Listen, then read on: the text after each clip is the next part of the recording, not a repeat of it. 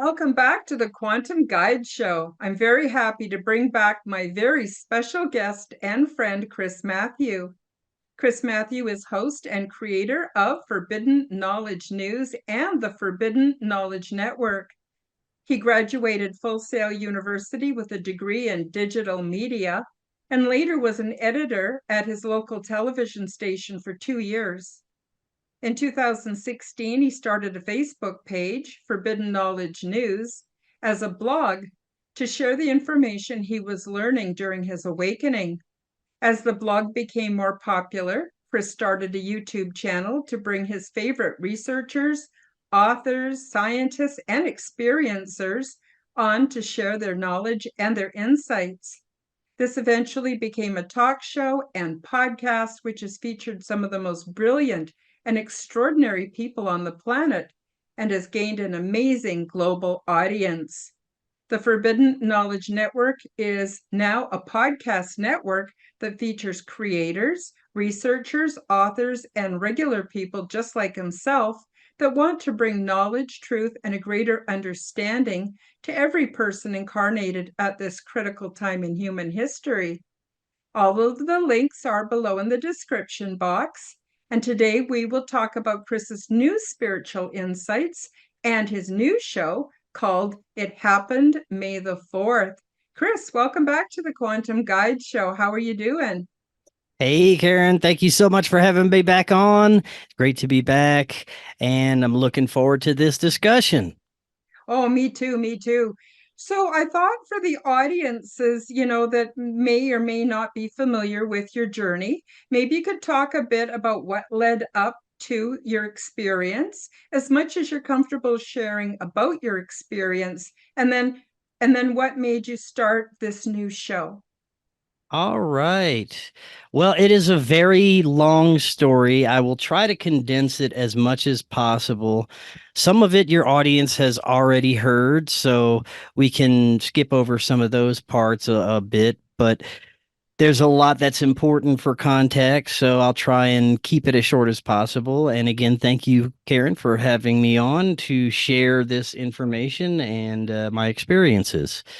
So it all started, I realize now, since I was born. I, looking back, as a small child, I was a seeker. I was always questioning things, and I had the sense that there was something much more to this reality than this physical experience. Looking back, there's a lot of questions about my childhood that have been brought up through the recent experiences that been going through, utilizing meditation, plant medicines, and more recently, different dream techniques and being able to access different states of awareness and consciousness through different ways.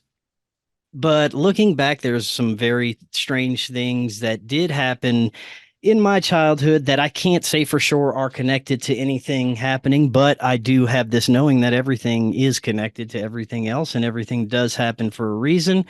This whole incarnation here is about us, each and every one of us, finding our path and our mission. And it is more incredible than any fantasy, science fiction, adventure movie than you could have ever imagined or watched your entire life. And you're living it, you're part of it. You just have to find that role within yourself.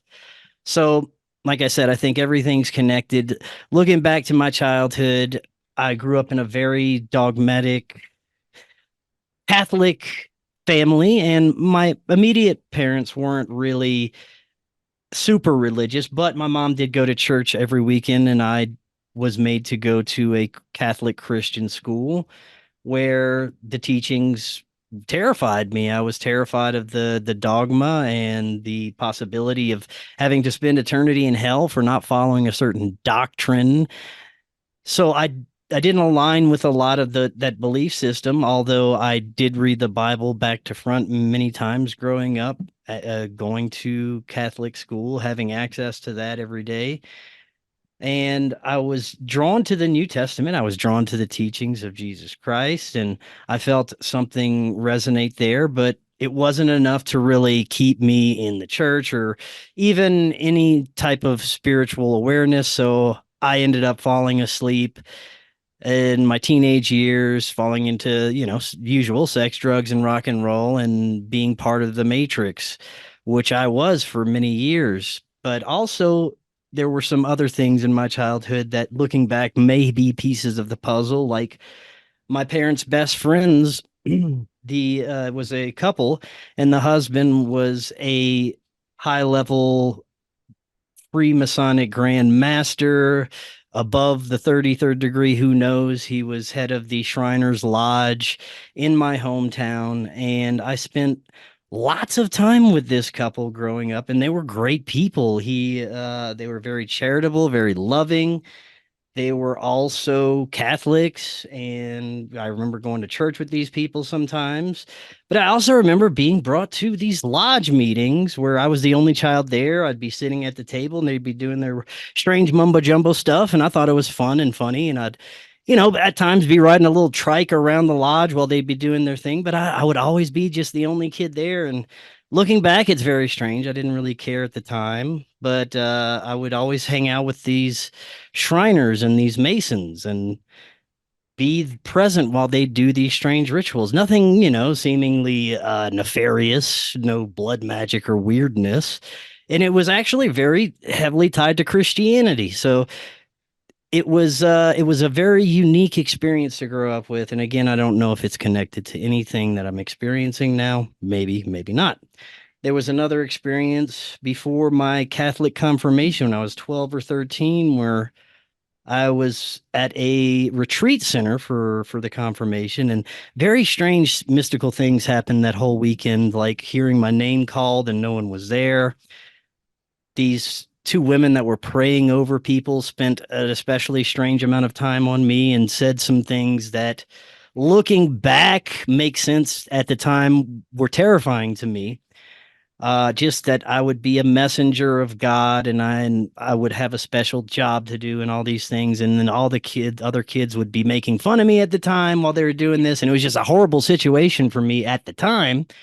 Looking back again, I don't know if it has anything to do with anything, but it probably does. So we move forward, and I get into a very long 10-year bad relationship. I'm in Florida.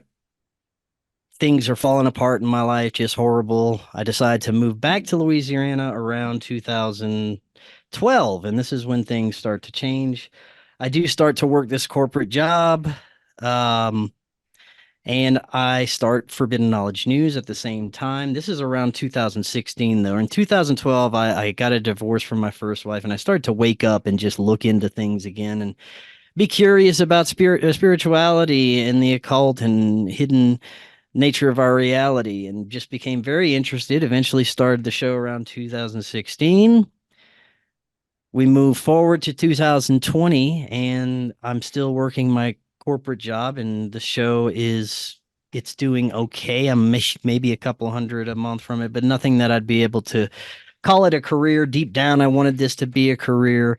Didn't know how to translate that or make it happen. This one profound evening, I decided to have a meditative experience as suggested by many of my guests. And I had tried before, didn't work. This time worked.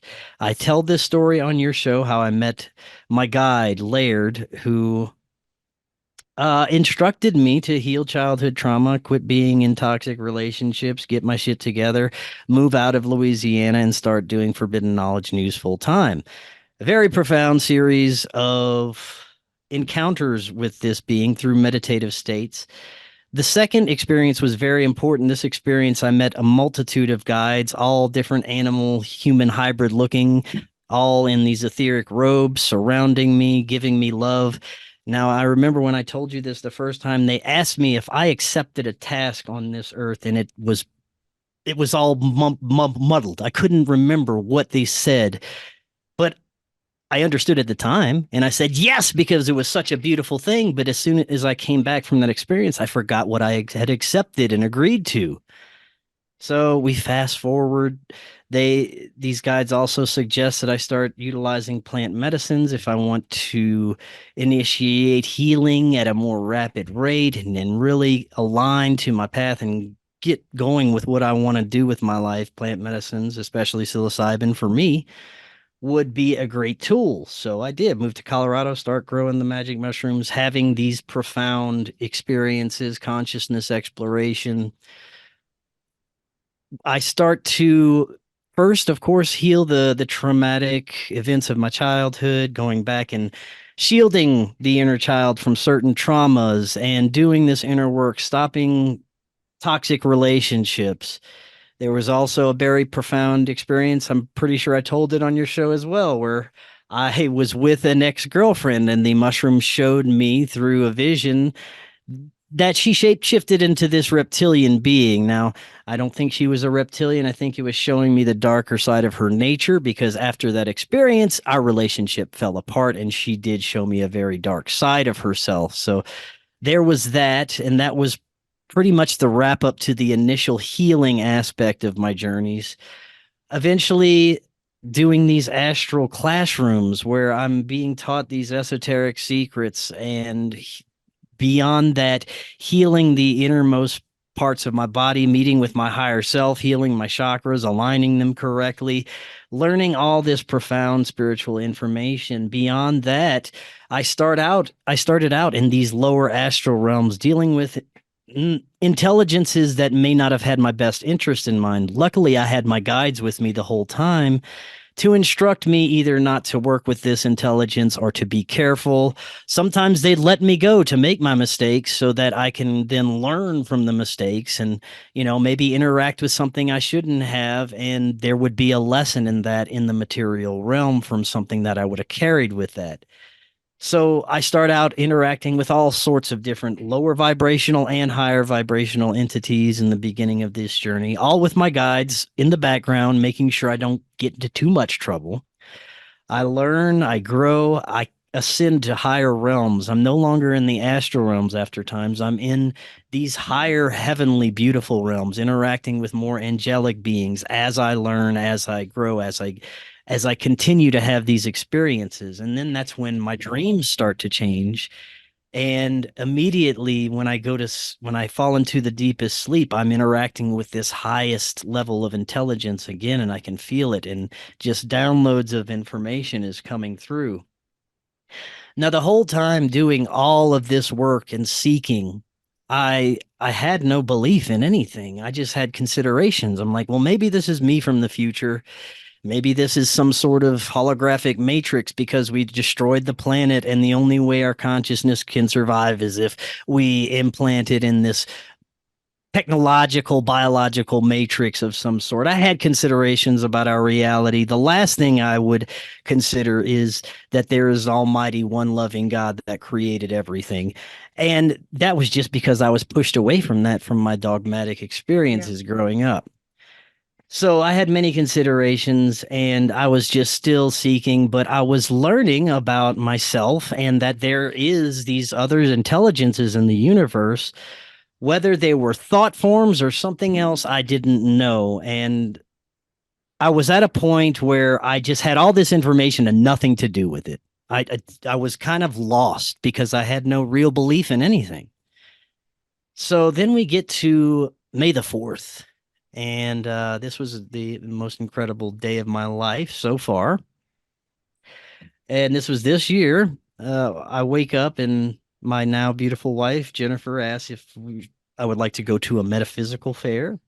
And usually I enjoy going to these things, but something kind of twinged in my stomach that day. And I don't know why, but I got a bad feeling. I still agreed to go. And so we leave, and the whole way there, it's very interesting. I have my Spotify play, it's just kind of an algorithm that plays stuff that I enjoy. Well, it just picked up the saddest songs, like the most depressing songs the whole way there. It was like 30 minutes to the metaphysical fair. I'm skipping. I'm like, I don't know why. This is just depressing music on here. We get there, and now this pit in my stomach is huge, and I feel sick and I feel like dread, and I don't know why. What is going on? I'm like, maybe there's some kind of evil psychic at the metaphysical fair that's got some bad juju. I'm gonna go look around, see if I feel anything. Jennifer's doing her thing. We had a couple other people with us, and I'm just going around, see if I can sense anybody that might have some bad juju on them, and I can't get anything. I'm like, this is coming from me, man. What is going on?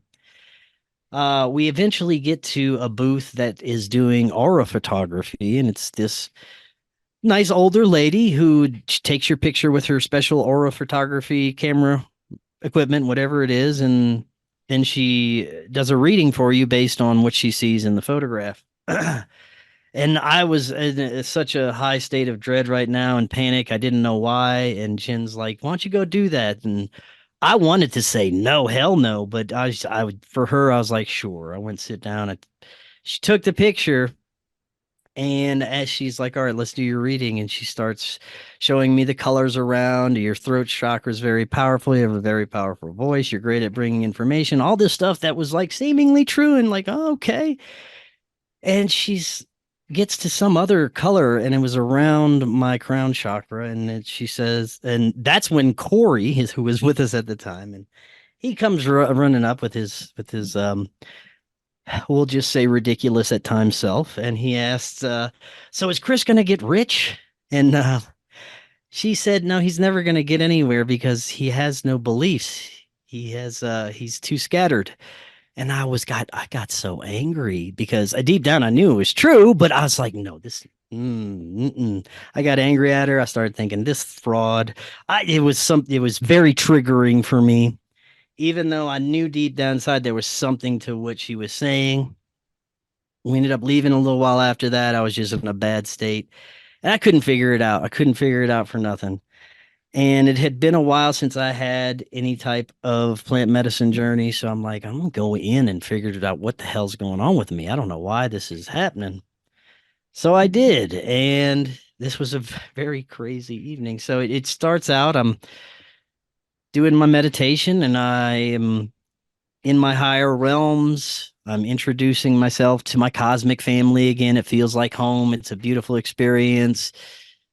I get these downloads and realizations, but nothing about how I felt, nothing about what happened. And I was like, what's up with that? And they're like, just don't worry about it. You'll figure it out. They blew it off. I was like, really? Just don't worry about it. It's like, all right. And it had only been an hour into the experience, and it seemed like they were like, well, is there anything else we can do for you? Because I think you're good. And I'm like, really? It seemed like my guides were like brushing me off, like they had something better to do. And I'm like, yeah, I guess I'm good. I'm gonna just go watch some TV. It's cool because they insisted that I was okay. So I was like, all right, yeah, that's cool. So I go find Corey and I'm like, man, I got like 4 more hours of this. I'm gonna just talk his ear off for the next 4 hours and be done with this or whatever. They did not help me figure out anything. I don't know what was up with that. Maybe this is something for me. I don't know. So Corey's like, let's go watch some TV. We go upstairs, start watching TV. And I just felt so strange. Reality started to kind of deconstruct itself and just things were falling out of place, things were melting. It was just very hallucinogenic at this point to a point where my reality started to break apart and fractalize. And I'm like, I need to go outside for a minute. So I collect myself. I go outside. Everything comes together again. I'm all right. And I go sit down on our patio downstairs. It's starting to get dark. Corey follows me. And we just get into this really deep philosophical conversation about how come we came together, because he's like the opposite of he is just the most material atheist. I love the man. He's a genius. He solved the Kennedy assassination. He's great with business, but as far as spirituality, he wants nothing to do with it. As far as anything that is unexplainable, he has to have an explanation for it. So I'm like, what brings us together, these two polarities? And he just starts to give this very lengthy kind of scientific explanation. It makes a lot of sense. And I'm like, yeah, that makes sense. And I'm looking at him and I start all of a sudden my past lives start to flash before my eyes, but not only my past lives with this very moment happening over and over again. And I look at him, I said, this happened before. And this is the first of a few times this evening where something took over my perception, and it wasn't Corey talking anymore. It was something talking through him, because I even asked him after, "Did you say these things?" He's like, "Does it sound like I would say these?" I'm like, "You're right. You didn't say these things." So I'm like, "Yeah, this happened so many times before. Well, I've done this so many times." And he's like, "Yeah, but it gets refined, doesn't it?" And I was like, "Yeah." And my kind of exploded. And I start to look back on all the other past lives where I didn't have the right realizations, messed up in this, didn't do that right. And I'm looking at mine. I'm like, it looks like I'm on the right track. This feels good. Man, this might be the one. I didn't know what I meant by that. And he leaves, he goes in his room, and I'm following him, trying to tell him something. He lives, it's so interesting. The house we live in, he has the bottom floor of the house, we have the top floor, and it's like two separate houses. They have the two bedrooms at the bottom, two bedrooms at the top. They have a living room at the bottom. They have a living room at the top. It's kind of like a duplex, but it's all, one house. And I realize as I'm chasing him, I'm forgetting my realizations, but something else is coming to me. The tree of life has above, so below. And I'm like, oh my gosh. I'm looking at the tattoo I have right here, as above, so below, and just everything started to just come to me about the synchronistic aspects of my life that have led me to this very moment, and that I'm in a house that's as above, so below. My business partner is the exact opposite of me. And all these things start to come together. And I'm like, oh, I just felt like I figured everything out for a second. And my ego took over. I don't know why. I started saying, man, everybody on this planet's so fucking stupid. Why couldn't we get further than this? Why is it me that has, my ego was like running rampant, and I was like, what? Just saying all this stuff, and all of a sudden, Corey's not Corey anymore. Something takes over my perception, and it says, "Well, at some point, isn't it a reflection of yourself?" I said, that was it. My brain exploded all over the walls, and then reality just fell apart. And I looked at Corey, and he's just looking regal, and I knew it's not him at this point. He's just like kind of just sitting there like he knows something. And he had just said that. And I'm like, okay, if this isn't Corey, and this is what I must be in a vision, right? He's like, maybe so. And then this dread took over me. And I thought, oh gosh, what if I died? And then this knowing came over me. Yep, you died. And I was like, what? I died? They're like, and then I was like, well, oh, I looked at Corey. I said, can I go back? He said, "Yeah, but you're gonna have to start over all from the beginning." And to me, I'm died. I'm gonna be reincarnated as a baby. I got to do this whole. I said, "No, I am not. No, man." He's like, "I don't know." I was like, "Well, is there any way I can go back to where I was?" And he said, "Maybe." And he starts walking away from me, and I'm like, "What do you mean, maybe?" I start following him downstairs, and at this point, Corey's back. My whatever took over my perception is gone. Corey's like, maybe we just need to go watch TV, man. And I have no idea what he heard me say, what I heard him. It was all just this insane situation that I'm like, okay, maybe if I go watch TV with him, I'll come out of this vision. Maybe I'm just deep in a mushroom vision, and I go sit down and watch TV, relax for a minute. I'll pop out of it. Everything will be normal again. I'll be fine. So I go sit down with him, start watching TV, and this dread, like it was awful. It was the most fear I've ever felt in my life just comes over me, and the room gets darker, and this demonic face comes out of the TV and like roars at me. And I look over at Corey, and he's a dead. He's like face is pale, no color. He's got dark circles under his eyes, and he's like a corpse. And he looks at me and he says, "Just watch the TV, man. You'll be all right." And at that point, I knew. I was like, okay, just this feeling, I'm dead. I had to have gone to hell. I'm dead and I'm in hell. I run to my fiance's room. Same thing. She's like a corpse, dark circle under her eyes, and she's yelling, "What the fuck do you want?" And I'm like, this is not her. This is not real. What? And I was like, I had to have died, and I'm going to hell. Oh my God. I run out to my backyard, and everything's dark. Like I remember the lights being on. I remember my neighbor's lights being, everything's just dark, nothing. And I fall to my knees. I'm like, all right, God, I messed up somewhere, obviously. And I don't know how I died, but apparently I'm dead. So I start praying, Jesus, what do I have to do? How do I find you? I mean, this is obviously not the kingdom of heaven that I'm in. So I just get this sense to just start walking. I leave my backyard and I start walking down the street. And as I'm walking down the street, I start having a life review. Everything coming to me, my whole life, all the bad, all the good, all the sins, everything that I've done. And I'm like, man, this is going to be a long night. This is going to be a long walk. So I'm walking and I see people walking on the side of me, but they don't look like people. They look kind of demonic and they're whispering to each other these things that I hear like in my own voice. They're like saying nasty things about me and this, and I see like dogs walking by that look like little demon dogs, and it's crazy. I'm like, all right, I'm just gonna keep walking, keep walking. I get to a first crossroads. I look to the left. There's like cop cars down this way. I'm like, oh, that must be the devil's patrol. I think I want to get picked up by those guys. I'll turn this way. Start walking, and then I get to the second crossroads, and there's a row of street lights all lit up, going straight. To the right, it's kind of dark, but in the distance, there's like a slight glow. So I'm like, I'm gonna follow these street lights. This got to be the way. I start walking forward. I get under the first street light, and it just goes out. It doesn't just go out, it explodes out. I said, man, this, I guess I gotta go the other way. I turn around, start walking the other way, and I'm like, I don't know what to do.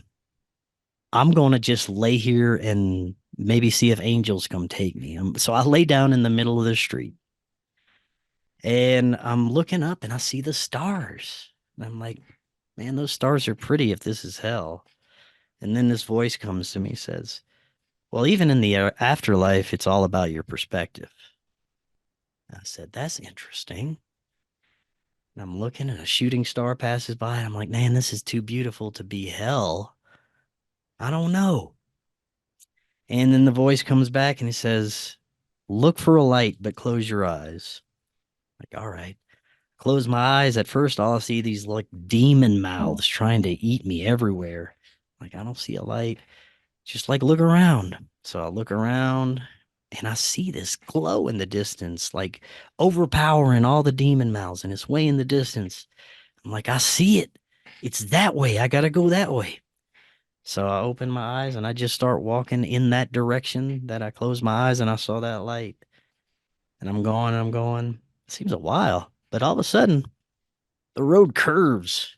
And when I get to the other side of the curb, these houses are beautiful, man. They're like, I live in a pretty okay house, a pretty nice neighborhood. It ain't no mansions, but when I turned to this street next in this next neighborhood, man, it was beautiful. They were more lit up than everyone else's, very well kept, very nice, very big houses. And I'm like, oh shit, I think I entered the kingdom of heaven, man. So I'm walking, I'm like, this feels better. This feels better. I'm like, I just have the feeling I gotta go knock on someone's door. I got to. I don't know. Either they're gonna bring me to the police station where the devil resides, and I'll give them a piece of my mind, or I'll luck out and an angel will take me to heaven. So I see this house that's lit up, man. It's lit up more than any of the others, and it has this welcome sign over the door, big ass welcome sign. This beautiful swing on the front porch, and it's the only like house with a big beautiful front porch that looks like a southern front porch. In Colorado you don't get that too much. It's so welcoming, and I'm like, this has to be it. This has to be it. So I said, fuck it, I'm gonna go ring this doorbell. It's like, it's either gonna be one or the other. I'm either gonna go to devil jail or angel's gonna take me to heaven. So I ring the doorbell. And this beautiful blonde haired lady answers the door and she says, can I help you? And I said, is this where I'm supposed to be? And she says, oh, hold on. She closed the door. Oh, so I'm waiting. A few minutes later, this big, burly, but such a beautiful light shining of a man. He's just got this energy and aura around him that says, there's something just good about him. And he says, "Hey, son, can I help you?" And I said, "Sir, I think I died." And he looks at me and he says, "Shake my hand." And he's shaking his hand. He's like, "No, you're here. You're alive. Is there anything else that could have happened?" I said, I don't think so. I think I'm in a coma or I died. I don't know, man. Something's going on. And I ate a bunch of mushrooms." He's like, "Well, that may be something." But he's like, "Well, would you like to pray with me?" And I said, "Yes. Yes, I would." And man, I ain't prayed in how long, like not in that way, you know. And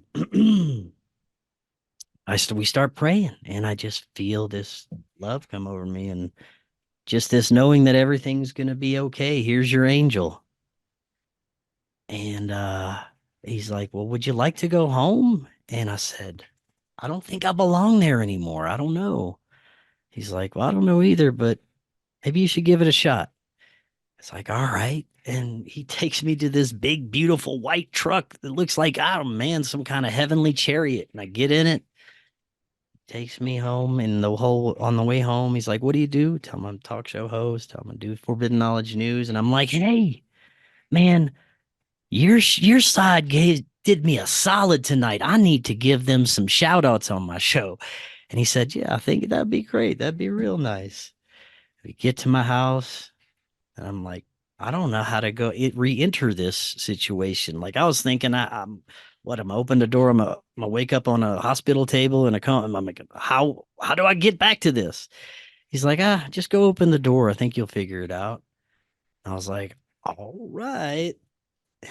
I gave him another hug, man, and I go and open the door, and there's Corey, and he's not dead, and there's my wife and she's not dead. And they're like, "What the fuck? Where were you? What's going on?" They were worried. They were worried as fuck. And I'm like, I don't know. I don't know. It was hard for me to explain in that moment. I tried and then I went to bed and it was very strange. I was kind of dreadful. I had this great feeling like, oh my God, I was saved by an angel, but what the fuck just happened? I couldn't reconcile any of it. Didn't know what to do with any of it. So the next day I wake up, I'm like, I'm gonna go walk through the mountains. I'm go for a hike. I don't know. I get in my car and it's like, no, you're going to that dude's house. So something just pulled me, just drove directly to his house. I don't know how I got there the night before, but the next day I just drove right up to it. I get out and his wife's like, "Chris, I'm so glad to see you." And she said, "Pastor Craig is giving a sermon right now down the street. Would you like to come with us?" And I was like, "Pastor, yes." So this was just incredible. Like I literally asked to be led to God. And I get led to this pastor's house. I go to church with him, and this is when everything starts. All the realizations. I step into that church, and everything starts to come through. My whole life, how it was all leading up to this moment to find God again, to go back to that and reintroduce myself with a new understanding of everything I've learned doing this show about the way things really work and how there is no hell. The constraints of the church are the most evil, the oppressive prison bars that we have on our minds right now. And it is such an unfortunate thing. And I went to that pastor's church and I felt the oppression on the people. I felt the fear like, oh, if I don't do this right, I'm going to hell. And I could just see it on all their faces, but I could feel the love. There's so much love. There's so much Christianity has to give to people, but we need to remove it from the church is what we need to do. We need to take that church part out. Yep. But I had a 2-hour conversation with this pastor about my life and it scared the hell out of him. He withdrew, he wasn't ready for what I had to bring to my understandings that they're all right. The Buddha, the Christian, I mean, it's all paths to the same in light, to the same to source, to God. They're all paths. It's just JC was an easy one, man. He noticed that people were struggling with understanding with everything else. So he said, I'm going to give you an easy way. I'm going to tell you exactly what you need to do. Love thy neighbor. Boom. Send my son down. We didn't accept it. We killed him. Unfortunately, it was an easy way. Why do you think the Bible is the most popular book on the planet? Because it's a simple understanding of how to ascend to the highest level of understanding and love. And that is just having the understanding that God is love and there is a easy way to get there. And there's many ways. But I love what Frank Fearless says. He said that he sent JC down that one time and it didn't work. He got killed. But this time, he's going to send like millions of JCs down, millions of people with Christ consciousness, and we're going to get it done this time. And one of the most profound things I saw through all these visions is all out of all the lives I've lived, I figured it out this time. And as long as I stay on my mission and my path and that I don't lose that belief in that creator, I can go home this time. I don't have to do this again. I'll probably come back because I want to, but I don't have to do it again. And it won't be because I missed something. There's always going to be more to learn. There's always going to be more to understand. The more I know, the less I understand. But I do have a belief in something now. And that was a huge missing piece in my puzzle.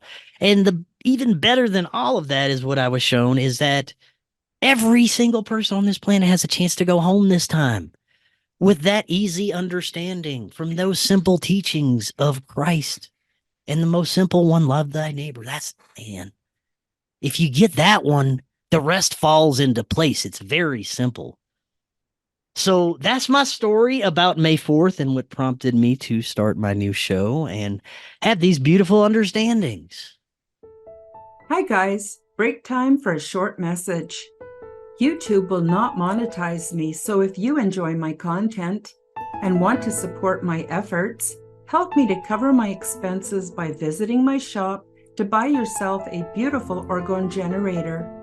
Zendome's Orgonite are my unique brand, and they are ethically sourced, handmade, and double charged for maximum effect. They are only available through my website, www.karenholtonhealthcoach.com. Many people are finding comfort with Zendome's orgone generators, commonly called Orgonite. They are a simple compound which balance ambient energy by converting negative energy and EMF into positive healing energy with many easily confirmed health benefits. They are a simple compound with alchemic and energetic properties. These devices function as self-driven, continuously operating, highly efficient, negative to positive energy transmutation factories. They help diminish the harmful effects of electromagnetic frequency radiation by attracting and converting negative energies, retuning them into new and more healthful sound and light wave patterns. And they help to purify the atmosphere and accelerate plant growth. They also help stimulate positive mood and are a natural remedy for poor sleep patterns. When Orgonite is within range of any corded or wireless electronic device, it will efficiently and continuously transform that energy into orgone as it is being transmitted. This essentially creates orgone energy transmitters out of any and all emitters of harmful negative energy. You can use these devices for focusing the mind, healing, meditation, and for spiritual growth. Zendome's Orgonite are my unique brand of orgone generators, and they are only available through my website. Don't be fooled by imitations. Check out my website to see my latest selection at www.karenholtonhealthcoach.com. That's KarenHolton healthcoach.com. Check them out today. Now, let's get back to the show.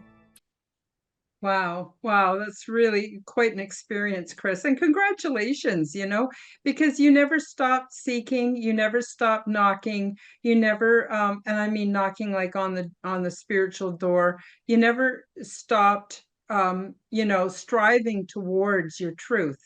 And I think a lot of us have been hurt by religion. And so, some stay in it out of fear, some leave. but it's my personal opinion. If you have a religion and it's doing something for you, great. But if it's not, consider that you can walk the path less traveled and be outside of religion. Absolutely. The other thing is that I was thinking while you were speaking was, the other part of that, love your neighbor, but it's supposed to be love your neighbor as you love yourself. Oh, And yeah. many people do not know how to love themselves. That's So it. part of my mission, and I have a program called the Quantum Health Transformation free. It's a free online course, and I won't get into it too much today, but I've spoken about it a lot. And it teaches people how to love themselves, how to take good care of their bodies, how to open their minds, how to reach a level of self-love that's really important. And then we can turn that out towards other people. But you're right. I believe you're right. It resonates with me that's very simple. It's very, very simple. Love ourselves and love our neighbor. And we can't lose with that. And it's so simple. And I also agree with you that there are many Christs that even Christ himself said when he came back, we wouldn't recognize him. That's because he is a part of all of us, and we Mhm. all can have Christ consciousness. And it has nothing to do with dogma. And Jesus was a great example where he stepped away from the priests and the religion and the dogma. He hung out with real people with real problems who needed to find hope. And in a way, isn't that what we're doing with our podcasts and with our shows? And we interview guests and we give people thousands of different ways of looking at things. And I also agree with you, all roads lead to enlightenment. We can do it as many different ways as we want. So Mhm. I thought maybe now you could talk a bit about your new show. What are the goals of your new show? How's it going so far? Where do you plan to take it in the near future? And we'd love to hear more about it. And I highly recommend all the viewers and the listeners to do check out your new show. It's fascinating, and I just love it. So thank you for doing that work too, Chris. Oh, thank you, Karen. Yeah, I figured that this show is going to focus more on spiritual understandings rather than anything doom and gloom at all or any of the negative side of this reality. That's what Forbidden Knowledge News is, to bring awareness to a lot of this stuff. I'm still going to do many spiritual shows. We still do the balance of positive and some of the darker side of our reality. But this show, May the 4th, is going to be as much of the positive spiritual understandings as possible. And I'm going to speak with different people from different spiritual understandings, spiritual leaders, just normal folks that are seekers, that have had experiences or are seeking experiences or seeking answers. Basically, anybody looking for the answers to what is outside of this material realm. What is life after death?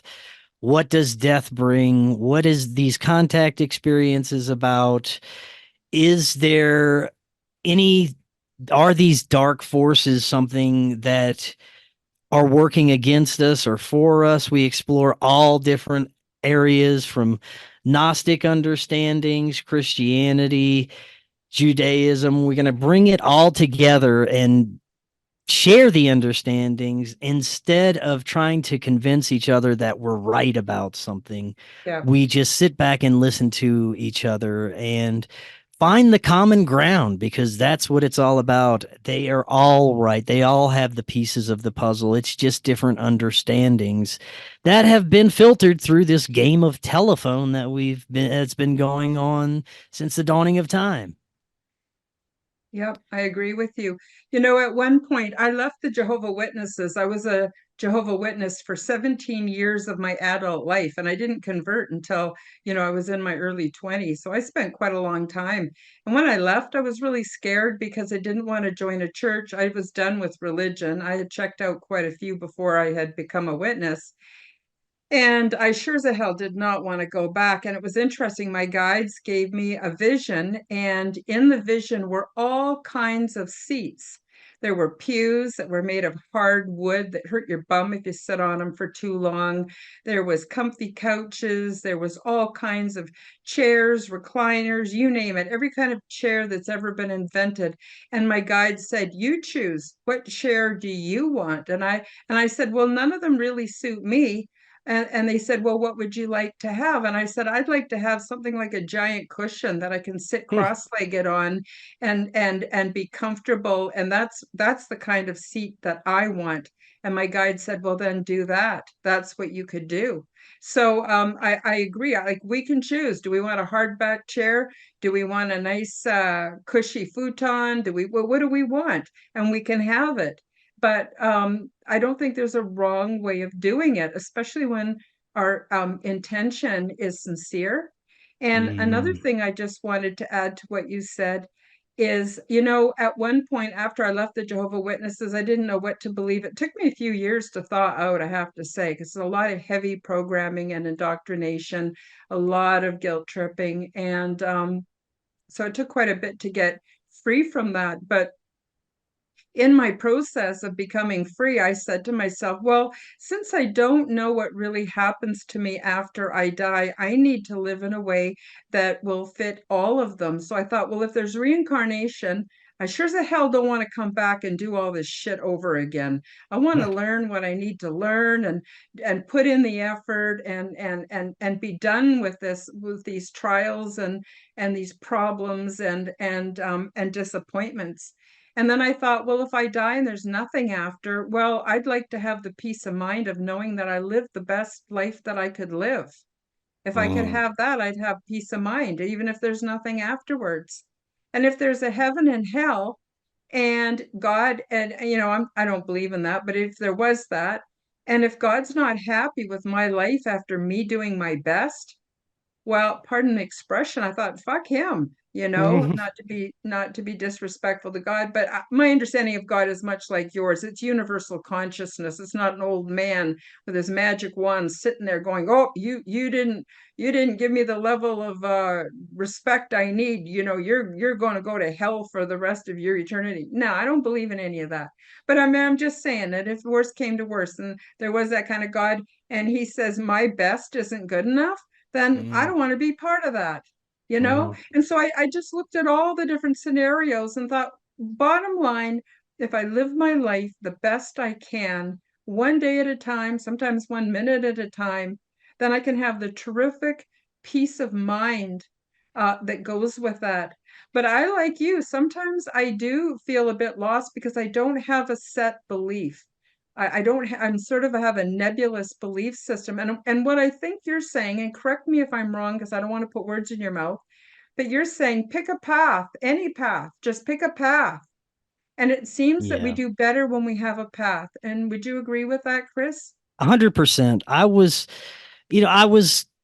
thinking that it could be any of these, and as long as I'm living my life in a way that is service to others, as long as I'm basically consider myself to be a good person, then my afterlife experience will be just that. But from what I've seen is that we all have a path home, and these different deities and ultimate belief systems from Krishna to Christ are these eternal archetypes, and they are like doorways to the kingdom of heaven. And it seems as though those doorways have to be aligned with in some way. And because my birthright was through Christianity, I was baptized. I can see now my doorway is through Jesus Christ. And there could be many different deities that could lead you to that same kingdom of heaven. I don't think it's just this one way, but I think we have to find one of those paths that lead us there, because if we are unsure and considering them all, maybe we get lost in the ether somewhere and we just come back. Mm-hmm. So for somebody, a viewer or a listener out there who doesn't really have a specific path, who is kind of just been um, kind of inundated with all the information there is out there. Let's face it, there's a ton of Mm. information out there. You can listen to all kinds of people, like even Billy Carson and Paul Anthony Wallace, and you could just listen to so many, and you get to the point where you really don't know what to believe because Mm. there's so much information out there. So on a very practical level, Chris, what do you recommend people do to find their path? So I say would go with what you resonate with. Go with what you understand most. What's easiest for you to align with. Now I know that religions have this dogma attached to them where there's a level of deception to each and every one of them. You have to get past that. You have to find, because there's a spiritual basis of truth in each and every one of them. You just have to find what resonates with you. And for me, it was quite easy. For a lot of people, it's going to be Jesus Christ and that path because it is a very popular and well known path. And I would have to suggest that if you can't find any other way, turn to Jesus. That doesn't mean you have to go to church and read the Bible and drop every vice that you have in your life and be a holy roller. No, that just means have a relationship with Him and God because there is a definite path through that Christ consciousness. And even if you don't believe there was a person, there's that consciousness. Align with the Christ consciousness. That is a door to the kingdom of heaven. And that's my understanding of it. And that's an easy way, man. It's just easy. This is a well known archetype that is very approachable and easy to understand what his teachings are. So if you have any doubt or you can't find that path, just give it a shot. Maybe try talking to JC and see if he has anything to say. Yeah, I think that's really good advice.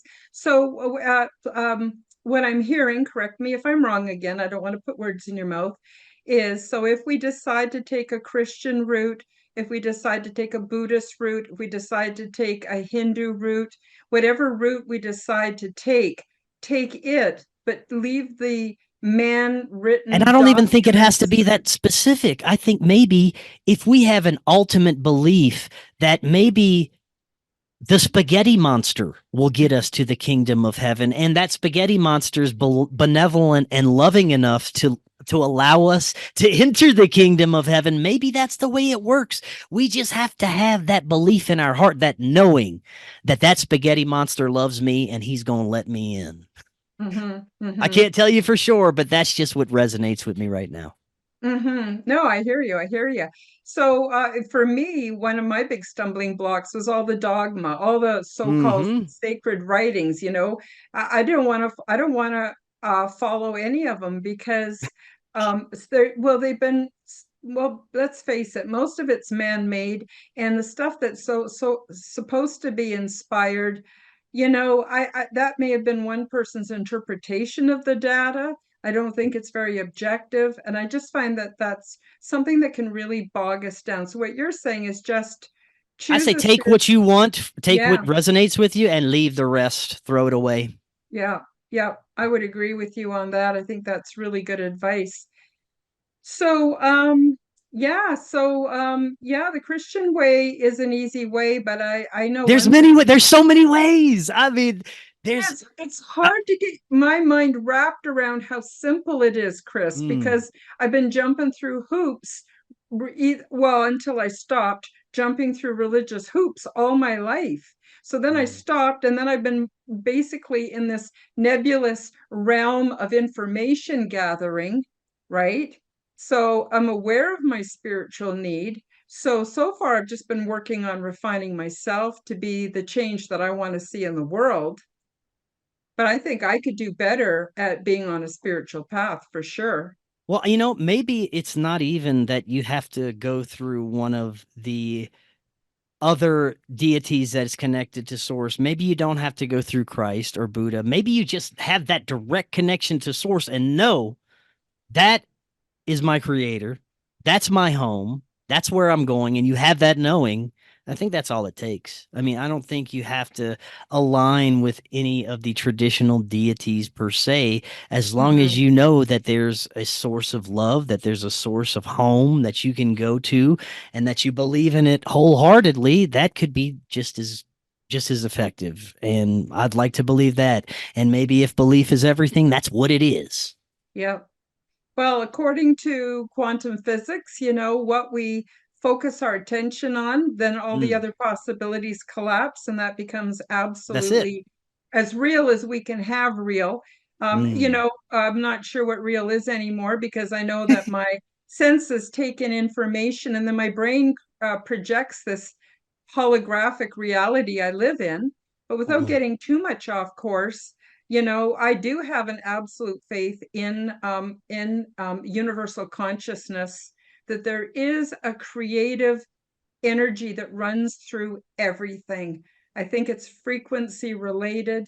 And it's always had my back. For instance, if I pray or I put out an honest desire, it always comes. My mm. answer comes, it comes. Now, let's just, before we close out today, let's talk just a little bit about psychedelics. Now, Yeah. neither you Now, or before we I do, are, I just wanted to add oh, one thing to you, what you were saying please about do. source, about my understanding. I had the same idea, universal consciousness. We're all connected to this one grand intelligence, but that wasn't enough for me apparently. And now I have personified it more as a father figure, as not an old man, an old cosmic wizard, but something that we're all a part of, that is this. I see it as this grand intelligence that we fractalized off of, that Yeah. we just go back home to, but it is still one divine cosmic being that is everything. And that's just the way, if it's because I give it this personalization after this experience, it's much more comforting to me than just a series of energetic signals that connect to everything, but Yeah. align with a most high consciousness of love. That's wonderful, but it had to have that personification for me. It goes back to my childhood understandings of God, and Mhm. it brought everything together for me. So that's just one more thing I wanted to add about my understanding of source. Yeah, no, it's good point. Good point. And before we get into psychedelics, I just Mm, wanted to say for the algorithm that neither you or I is recommending that people do psychedelics. We wouldn't do that, and they're not for everybody. So no. experiencer beware. But I'm wondering, do psychedelics help us to get in touch with our higher self, or with our guides, or what's your take? Where's the place? What place do psychedelics have in a spiritual adventure, or in looking for spiritual solutions, Chris? Well, thank you for the disclaimer. I agree wholeheartedly. They are not for everybody, and you have to be mentally, physically, spiritually prepared to try anything like this, and you have to approach it with respect. So, for me, my belief is that these were placed on this in this realm for us to have that connection to source, to reconnect us, to remind us. It's like the game Super Mario Brothers, where Super Mario is on his hero's journey. He eats the mushroom and he gains strength and wisdom, and he's able to take on the demonic Bowser, whatever the King Koopa is, and save the princess. So that's really an analogy for what we're experiencing here. But the mushrooms, the psychedelic plants, different entheogens, that even marijuana, I believe, has a place for us to have a connection to some of this stuff. These medicines were placed here for specifically to remind us what we really are, and to take our focus away from the material realm. And that's what the mushroom and the psychedelics do. They take us out of the material, they bring us in our inner verse, and then to the cosmos from within. So that, I think that's the whole idea. And the first things that, for me and for most people that utilize plant medicines like psilocybin, the first thing that occurs is you have to heal trauma. You have to face some demons. You have to face very tough emotions that come out during these experiences. But if you can face them and embrace them and get past that, then the beautiful, transcendent, cosmic experiences start to happen, where you then get in touch with these divine beings and they start to teach you things. And I think it's all a process that we go through, because we were provided these by source to make contact with these First, these cosmic intelligences, our guides, our immediate spirit guides, then break through to the higher realms, to the ultimate loving cosmic intelligence, which I believe I've done. That's why I no longer do mushrooms. I am done with my psychedelic journeys. I have found the ultimate answer that I've been looking for, which is not an answer to anything, but for me, it's my own connection. I found my connection to source. I found my belief. And that's what I realized I was searching for the whole time is I was looking for an ultimate belief in something, a greater, a higher power, if you will. And I found it. Now, I'm not saying I won't ever go back and have go visit home every once in a while through a nice psilocybin experience. In fact, for my wedding, a party of 8 of us all had some tea and we had a beautiful transcendence experience and we all got something incredible out of it. So, when those moments call every once in a blue moon, I will go and visit my cosmic friends out there, but I no longer feel like I need them for my seeking. Mhm. The answer, I'm connected now to where I can ask the question directly, and it may not come immediately, but it will come through something. And the synchronistic events in my life have all tied in, and I can recognize when things occur and why they're occurring and how the universe speaks to me now. So it came together in a beautiful way. Yeah, it is beautiful. It is beautiful. Well, I want to thank you so much for being on the show Thank today, you. Chris. And but before we go, tell people where they can find you. If you have any last messages you have for the viewers and the listeners, and what you got planned for the immediate future. And again, congratulations on your wedding. Wonderful. Jennifer's a lovely person. Yeah, I'm just so excited for both of you. Thank you. Thank you so much. The final words of wisdom I'd give is if you're looking for these transcendent experiences, if you're looking for a connection to source, if you're looking to find your spirit guides, just ask and continue to ask and pray, if you will, for it. But open that dialogue. A lot of people will never have the experiences because they don't initiate the conversation with the other side. And fear prevents that. A lot of people think you start to do things like this, you're initiating contact with the devil, which in some cases you are, but in some cases you have to face the devil in order to get to the other side. And I did. I faced many devils and many demons throughout my journeys, but I was also fortunate enough to have the cosmic guidance of the light behind me the whole time to where eventually I would learn to banish the darkness or transmute it into something differently. And I think that's what this experience is all about for everyone. And if you're looking for that experience, just start to ask for it. And thank you again, Karen. This was great. You can find Forbidden Knowledge News on all podcast platforms. Our website is forbiddenknowledge.news.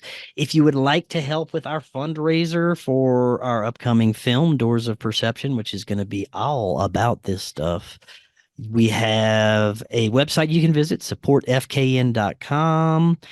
And let's see, all social medias, you can check that out on Facebook, Instagram, Twitter. We're there. And we're on Rockfin. You get yourself a premium account. You get our premium content, rockfin.com/FKN plus.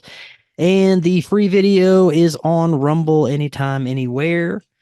It happened May the 4th. You can find on YouTube. This is our brand new YouTube channel. Hopefully it will be able to stay. We won't go try and keep away from the controversial stuff. And it is also available on all podcast platforms. Karen, thank you so much.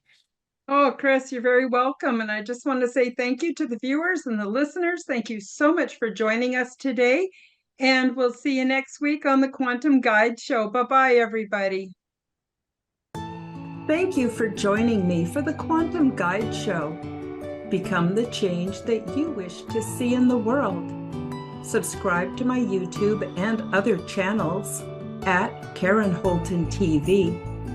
Click the like button, leave me a comment, and share this podcast with your friends. Check out my website at www.karenholtonhealthcoach.com to see my free resources and amazing products and services. All the links will be in the description below. As part of the Forbidden Knowledge Network, you will find the Quantum Guide Show with Karen Holton and also the Aliens and Angels podcast on all audio platforms. Until next time, keep up the good work.